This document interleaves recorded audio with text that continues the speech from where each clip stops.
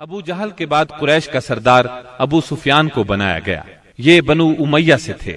اس طرح بنو امیہ کے وقار میں اضافہ ہو گیا۔ جمادی الاولی 3 ہجری میں قریش نے اپنا ایک قافلہ عراق کے راستے ملک شام بھیجا۔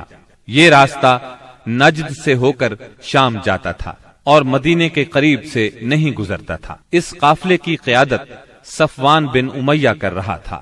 رسول اللہ صلی اللہ علیہ وسلم کو اس کا علم ہو گیا۔ آپ نے سیدنا زید بن حارثہ رضی اللہ عنہ کی کمان میں 200 سواروں کا ایک دستہ بھیج دیا۔ قریش کا قافلہ نجد میں قردہ نامی ایک چشمے پر پڑاؤ ڈال رہا تھا کہ سیدنا زید رضی اللہ عنہ نے اس پر حملہ کر دیا۔ نتیجہ یہ ہوا کہ پورا قافلہ ان کے قبضے میں آ گیا۔ البتہ اس میں جتنے آدمی تھے سب نکل بھاگے۔ صرف قافلے کا رہنما فرات بن حیان گرفتار ہو سکا۔ اس نے اسلام قبول کر لیا۔ مال غنیمت کی مقدار 1,00,000 درہم تھی اور غزوہ بدر کے بعد قریش کے لیے یہ سب سے زیادہ تکلیف دہ مار تھی۔ غزوہ بدر کے بعد غزوات کے سلسلے میں تیزی آ گئی۔ 3 ہجری میں غزوہ بحران، غزوہ غطفان، غزوہ حمیر الاسد اور غزوہ احد اس سال کامیابی سے لڑے گئے۔ البتہ غزوہ احد واحد غزوہ ہے جس میں مسلمانوں کو بہت تکلیف دہ صورتحال کا سامنا کرنا پڑا۔ اپنی ایک غلطی کی وجہ سے وقتی طور پر شکست کا منہ دیکھنا پڑا۔ بدر میں ذلت آمیز شکست اور قریش کے بڑے بڑے سرداروں کے قتل کے بعد مکہ معظمہ کے ہر گھر میں کوہرام مچ گیا۔ اب قریش کے سردار ابو سفیان تھے۔ ان کی یہ ذمہ داری تھی کہ وہ غزوہ بدر کے مقتولین کا انتقام لیں۔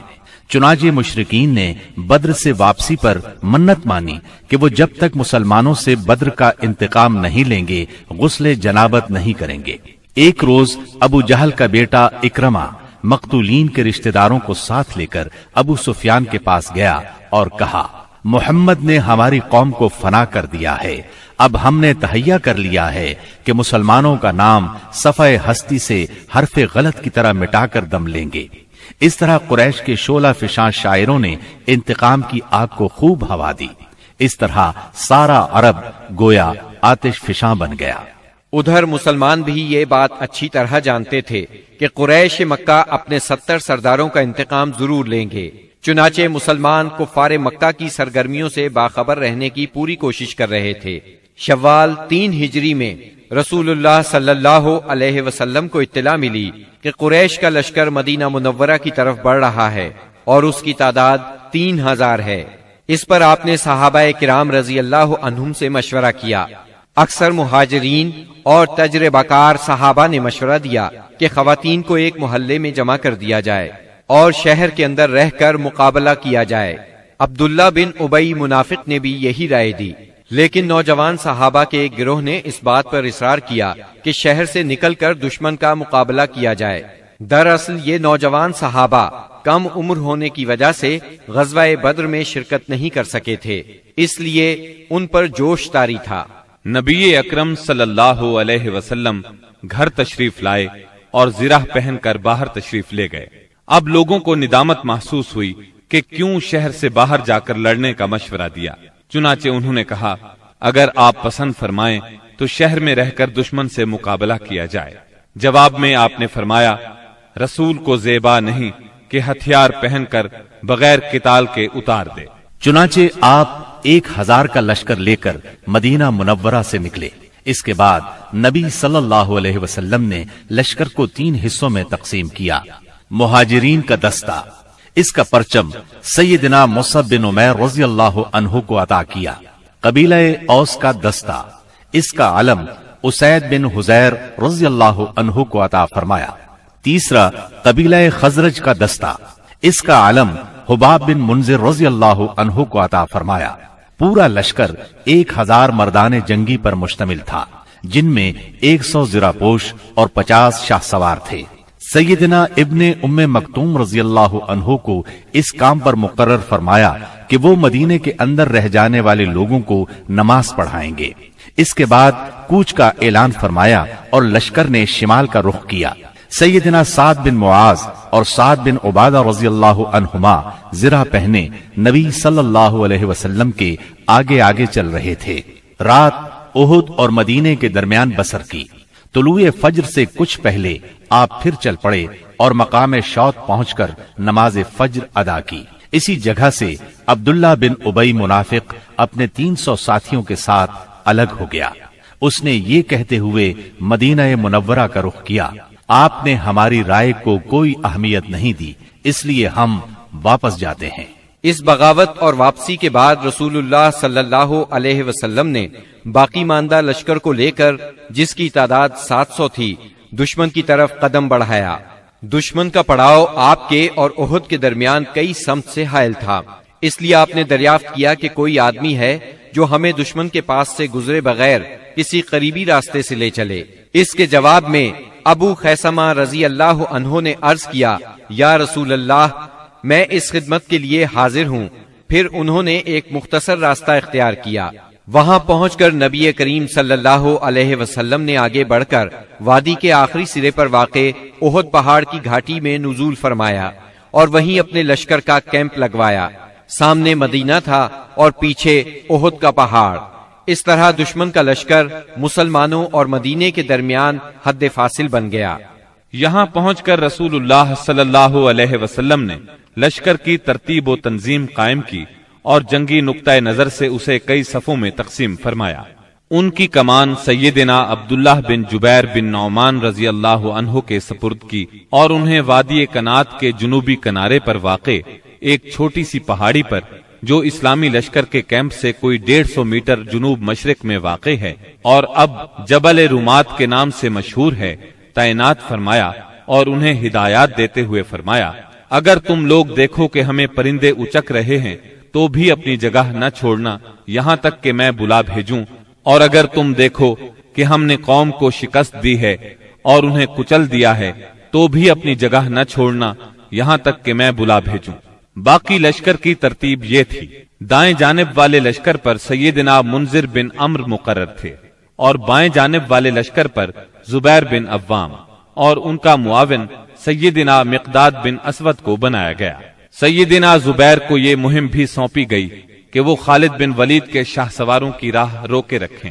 اس ترتیب کے علاوہ صف کے اگلے حصے میں ایسے ممتاز اور منتخب بہادر مسلمان رکھے گئے جن کی جانبازی و دلیری کا شہرہ تھا اور جنہیں ہزاروں کے برابر مانا جاتا تھا۔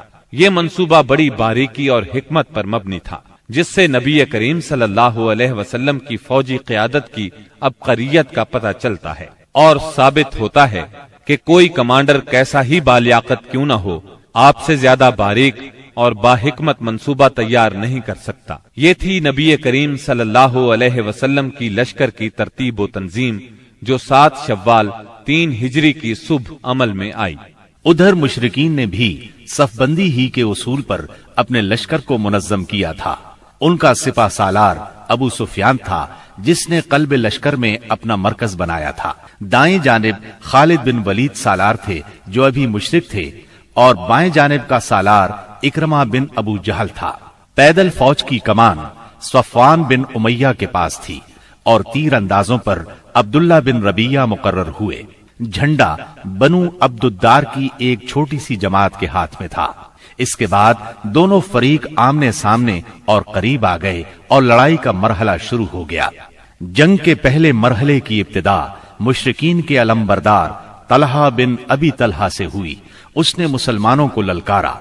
اس کی للکار سن کر سیدنا زبیر رضی اللہ عنہ فوراً صف سے نکل کر آگے آئے، اس کے مقابل ہوئے، بڑھ کر ایک بھرپور وار کیا۔ طلحہ فوراً ہی جہنم رسید ہو گیا۔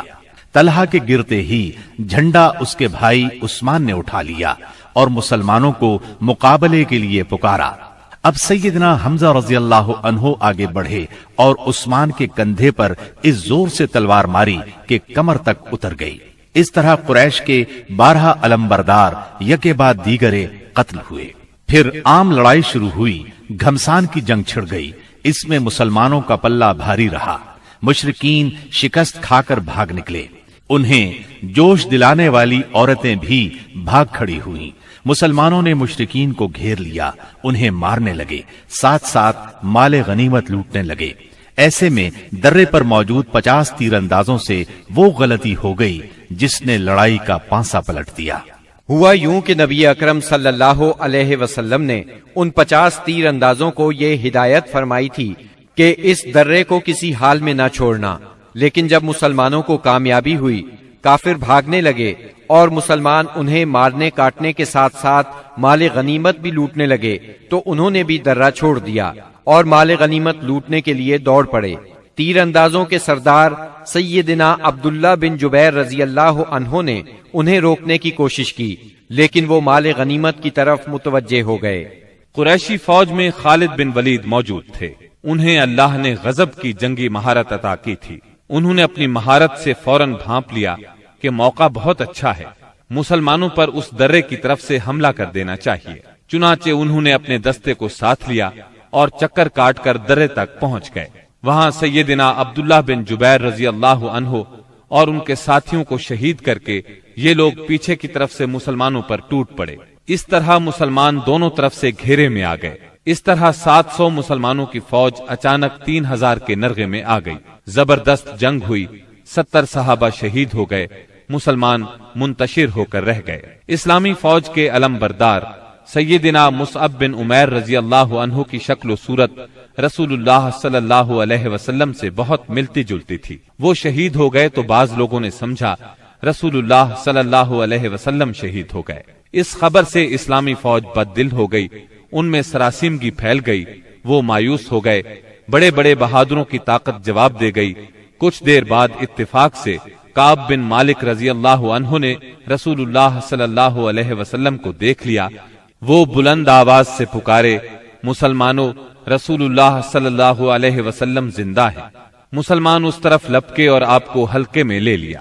لڑائی کے دوران میں ایک پتھر آپ صلی اللہ علیہ وسلم کی پیشانی مبارک پر لگا، اس سے زرہ کی 2 کڑیاں آپ کی پیشانی میں دھس گئیں۔ ایک اور پتھر آ کر لگا، اس سے آپ کے 2 دانت شہید ہو گئے۔ مسلمانوں کے پھر پلٹ آنے پر آخر کافروں کو بھاگتے بنی۔ 70 مسلمانوں کی لاشیں خون اور مٹی میں لت پت پڑی تھی۔ کفار نے انتقام کی آگ کو اس طرح ٹھنڈا کیا کہ ان میں سے اکثر کے ناک اور کان کاٹ لیے۔ آپ کے چچا سیدنا حمزہ رضی اللہ عنہ کی ناش کے بھی ناک کان کاٹ ڈالے گئے۔ سرور کائنات صلی اللہ علیہ وسلم نے چچا کی لاش دیکھی تو آپ دیدہ ہو گئے، تاہم صبر فرمایا۔ قریش مکہ کے لیے دعا فرمائی، اے اللہ میری قوم کو ہدایت فرما کیونکہ وہ مجھے نہیں جانتے۔ اس کے بعد آپ مسلمان زخمیوں اور شہیدوں کی خبر لینے کے لیے میدان میں تشریف لائے۔ بعض لوگ اس وقت تک بعض شہداء کو مدینے کی طرف لے چلے تھے۔ آپ نے انہیں حکم دیا کہ انہیں ان کی شہادت گاہوں میں واپس لایا جائے اور سارے شہداء کو غسل اور نماز جنازہ کے بغیر ان کے کپڑوں ہی میں دفن کیا جائے۔ آپ نے 2 اور 3 شہیدوں کو ایک ہی قبر میں دفن کیا، اور ایسا بھی ہوا کہ 2 شہیدوں کو ایک ہی کپڑے میں دفن کیا گیا۔ درمیان میں اسخر گھاس ڈال دی گئی۔ لحد میں اس شخص کو آگے کیا جسے قرآن زیادہ یاد تھا۔ آپ نے فرمایا، میں ان لوگوں کے بارے میں قیامت کے دن گواہی دوں گا۔ لوگوں نے سیدنا حنظلہ بن ابی عامر رضی اللہ عنہ کی لاش اس حالت میں پائی کہ وہ زمین سے اوپر اٹھی ہوئی تھی اور اس سے پانی ٹپک رہا تھا۔ رحمت دو عالم صلی اللہ علیہ وسلم نے فرمایا، فرشتے انہیں غسل دے رہے ہیں۔ ان کا واقعہ یہ ہے کہ ان کی نئی شادی ہوئی تھی، بیوی کے ساتھ ہی تھے کہ جنگ کی دعوت کانوں میں پڑی۔ وہ بیوی کو چھوڑ کر سیدھے میدان جنگ میں آ گئے، پھر حالت جنابت ہی میں لڑتے ہوئے شہید ہو گئے۔ چنانچہ فرشتوں نے انہیں غسل دیا، اس لیے انہیں غسیل الملائکہ کہا جاتا ہے۔ سیدنا حمزہ رضی اللہ عنہ کو اتنی چھوٹی چادر میں دفنا دیا گیا کہ اگر سر ڈھانکا جاتا تو پاؤں کھل جاتے تھے اور پاؤں ڈھانکے جاتے تو سر کھل جاتا تھا۔ چنانچہ پاؤں پر ازخر گھاس ڈال دی گئی۔ یہی صورتحال سیدنا مصعب بن عمیر رضی اللہ عنہ کے ساتھ پیش آئی۔ شہداء کے دفن اور ان کے لیے دعا کے بعد نبی اکرم صلی اللہ علیہ وسلم اور صحابہ کرام مدینے کی طرف چلے۔ راستے میں کچھ عورتیں ملی جن کے عزیز شہید ہوئے تھے۔ نبی صلی اللہ علیہ وسلم نے انہیں تسلی دی اور ان کے لیے دعا فرمائی۔ بنو دینار کی ایک خاتون آئی جن کے شوہر، بھائی اور باپ شہید ہو گئے تھے۔ جب انہیں ان کے عزیزوں کی شہادت کی خبر دی گئی تو بولی، رسول اللہ صلی اللہ علیہ وسلم کی کیا خبر ہے؟ انہیں بتایا گیا رسول اللہ صلی اللہ علیہ وسلم خیریت سے ہیں۔ وہ بولی میں آپ کو دیکھنا چاہتی ہوں۔ لوگوں نے اشارے سے بتایا۔ جب ان کی نظر آپ پر پڑی تو بولی کل مصیبت بعدک جلل، کہ آپ کے بعد ہر مصیبت ہیچ ہے۔ مدینے پہنچ کر مسلمانوں نے ہنگامی حالت میں رات گزاری۔ جسموں پر زخم ہی زخم تھے، تھکن سے بدن چور چور تھے اور غم و الم کی کیفیت طاری تھی۔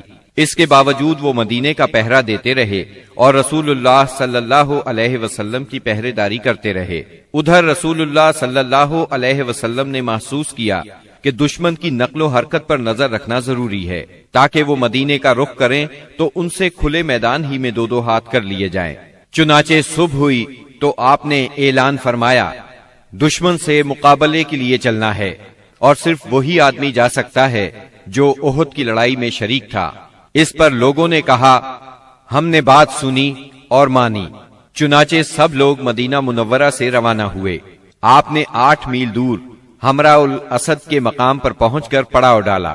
ادھر مشرکین نے مدینہ منورہ سے 36 میل دور مقام روحا پر پڑاؤ ڈالا اور مدینے پر دوبارہ چڑھائی کرنے کا مشورہ شروع کر دیا۔ انہیں افسوس اس بات کا تھا کہ انہوں نے ایک بہترین موقع کھو دیا۔ ایسے میں معبد بن ابی معبد خزائی آپ کی خدمت میں حاضر ہوا۔ یہ آپ کے خیر خواہوں میں سے تھا۔ ہمراء الاسد میں آپ کے سامنے پہنچ کر اس نے احد کے واقعے پر تعزیت کی۔ آپ نے اس سے فرمایا تم جا کر ابو سفیان سے ملو اور اس کی حوصلہ شکنی کرو۔ معبد روحا پہنچا۔ اس وقت تک مشرکین مدینے کی طرف پلٹ پڑنے کا فیصلہ کر چکے تھے۔ معبد نے انہیں بری طرح ڈرایا، کہنے لگا محمد ایسی جمعیت لے کر نکلے ہیں کہ میں نے ایسی مثال پہلے نہیں دیکھی۔ وہ سب لوگ تمہارے خلاف غصے سے بھرے ہوئے ہیں، بھڑکے ہوئے ہیں۔ ان پر اس قدر جوش طاری ہے کہ میں نے ایسی مثال پہلے کبھی نہیں دیکھی۔ نیز میرا خیال ہے کہ تم کوچ کرنے سے پہلے پہلے اس لشکر کا ہراول دستہ اس ٹیلے کے پیچھے سے نمودار ہوتا ہوا دیکھ لو گے۔ اس کی باتیں سن کر مکی لشکر کے حوصلے پست ہو گئے، عزائم ڈھیلے پڑ گئے۔ چنانچہ ابو سفیان نے ایک قافلے کے ذریعے سے یہ پیغام بھیجا لوگ تمہارے خلاف ہیں، ان سے ڈرو۔ یہ پیغام انہوں نے اس لیے بھیجا کہ مسلمان ان کی طرف نہ آئیں۔ جہاں تک مسلمانوں کا تعلق ہے اس دھمکی کا ان پر کوئی اثر نہ ہوا۔ اس دھمکی نے ان کے ایمان کو اور بڑھا دیا۔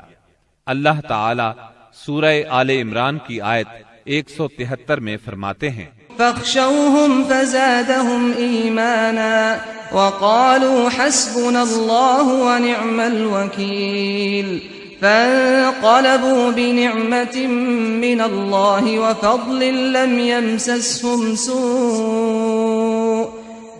يمسسهم سوء واتبعوا رضوان اللہ واللہ ذو فضل عظیم۔ اس نے ان کے ایمان کو اور بڑھا دیا اور انہوں نے کہا اللہ ہمارے لیے کافی ہے اور وہ بہترین کارساز ہے۔ چنانچہ وہ اللہ کی نعمت اور فضل کے ساتھ پلٹے، انہیں کسی برائی نے نہ چھوا اور انہوں نے اللہ کی رضامندی کی پیروی کی اور اللہ بڑے فضل والا ہے۔